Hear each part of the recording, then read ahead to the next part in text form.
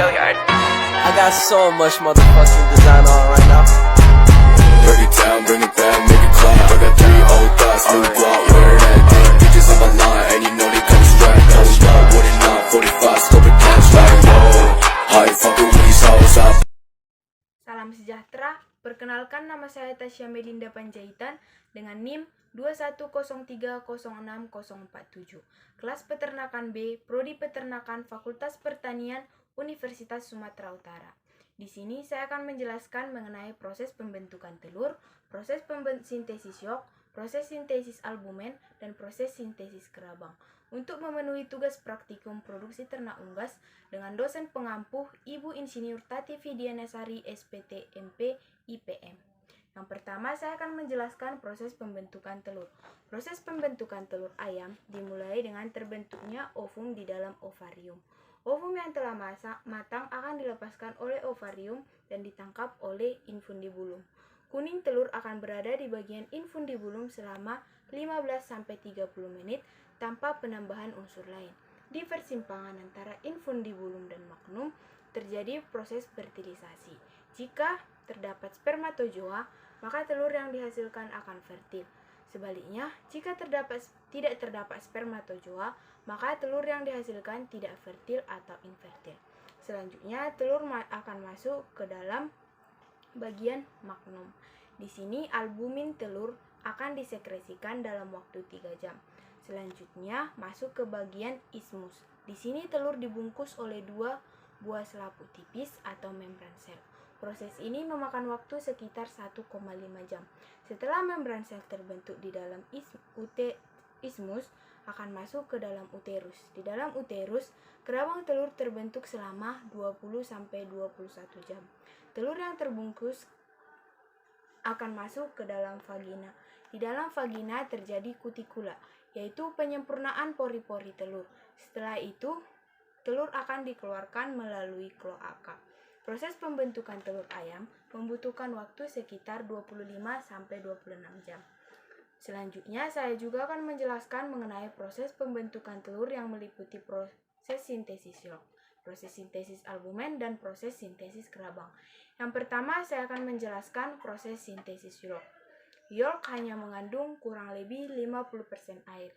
Selebihnya adalah umumnya protein dan lipid dengan perbandingan 1:2. Lipid dalam yolk terbentuk lipoprotein.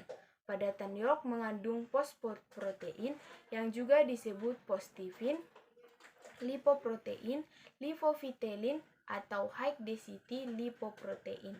Sedangkan karbohidrat yolk adalah polisakarida dalam bentuk monoseglukosemine. Pembentukan atau sintesis komponen-komponen yolk berlangsung di dalam hati di bawah koordinasi hormon-hormon gonadotropin dan steroid. Beberapa hasil penelitian menunjukkan bahwa kenaikan level follicle stimulating hormone atau FSH pada ayam domestik terjadi pada saat menjelang fase pertumbuhan folikel yang ketiga, yaitu 15 jam sebelum ovulasi. Peningkatan level FSH ini terjadi secara simultan dengan meningkatnya peningkatan FSH pada jaringan ovarium. Dan selanjutnya saya akan menjelaskan proses sintesis albumen.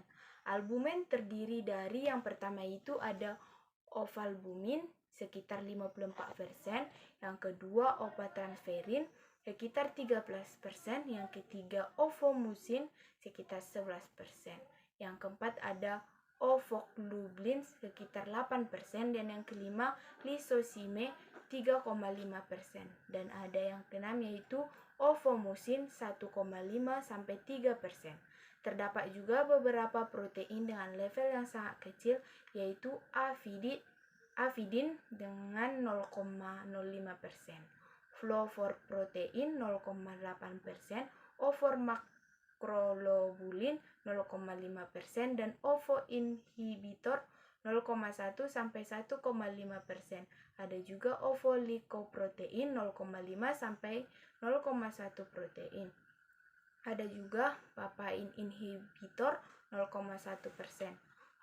Hormon-hormon steroid memiliki peranan yang sangat penting dalam sintesis protein pada sel-sel oviduct.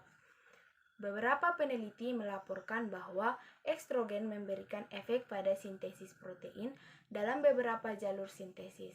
Misalnya, efek terhadap banyak sistem enzim dan juga menstimulan sintesis asam nukleat. Penelitian lain menunjukkan bahwa efek estrogen dapat berupa oksigen dan sintesis messenger RNA baru.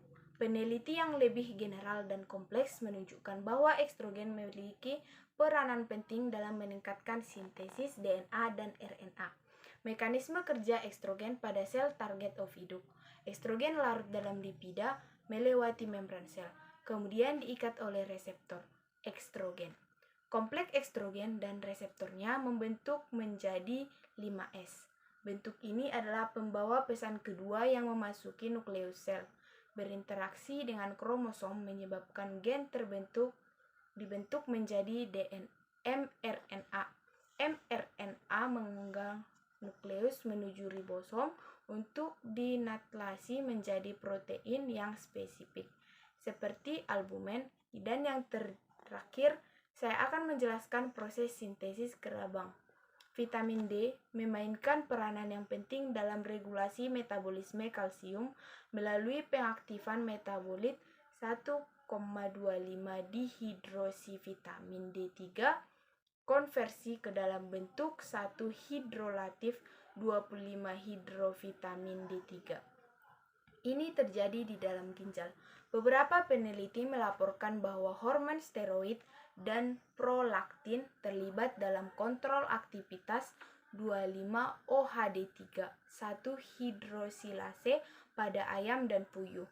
Aktivitas renal 25-dihidroksi-D3, 1 hidrolase meningkat secara periodik hanya ketika dalam fase bertelur, yang ditandai dengan meningkatnya total kalsium plasma.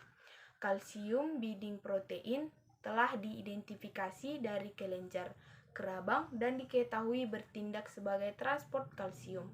Sintesis CABP oleh kelenjar kerabang dikontrol oleh kehadiran vitamin D3 dan hormon steroid. Sekian yang dapat saya sampaikan, lebih dan kurangnya saya mohon maaf. Akhir kata dari saya, terima kasih.